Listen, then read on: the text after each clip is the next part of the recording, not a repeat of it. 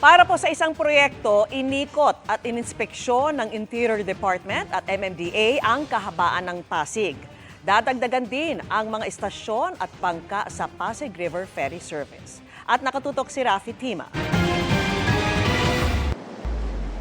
Maaliwalas, mabilis at mas malinis na kumpara sa dati.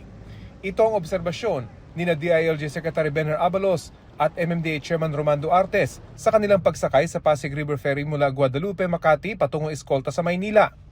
Inikot ng dalawang opisyal ang kahabaan ng Pasig River bilang bahagi ng nakatakdang paglulunsad ng Pasig River Urban Development Project, isang malaking proyekto na layon umanong buhayin ang Ilog Pasig.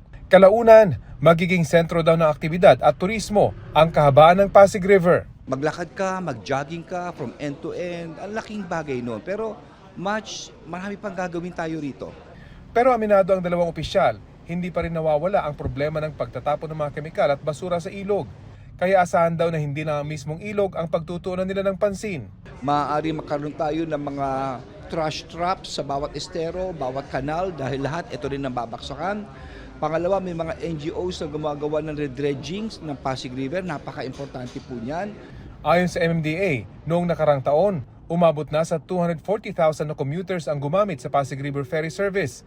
At taon-taon, palaki raw ito ng palaki. Ito pong taon na ito, magdadagdag pa po tayo ng mga bangka.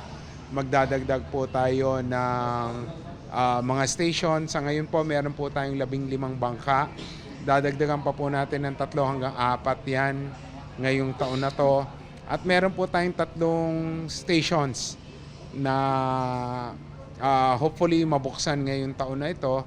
Mula sa Pasig hanggang sa Maynila, 1.5 oras lang daw ang biyahe sa Pasig River, kasama na ang pagtigil sa mga istasyon. Mas mabilis kumpara sa hanggang 3 oras kapag bumiyahe sa kalsada. Kaya inaasahan pa raw nilang dadami ang gagamit sa ferry service, lalo na kapag natapos ang Pasig River Urban Development Project. Yung pong convenience ng pagsakay sa Pasig Ferry na walang traffic, mabilis ang biyahe at libre po ito. Wala pong babayaran yung ating mga kababayan sa pagsakay po nitong Pasig Ferry service natin. Para sa GMA Integrated News, Rafi Tima, nakatutok, 24 oras.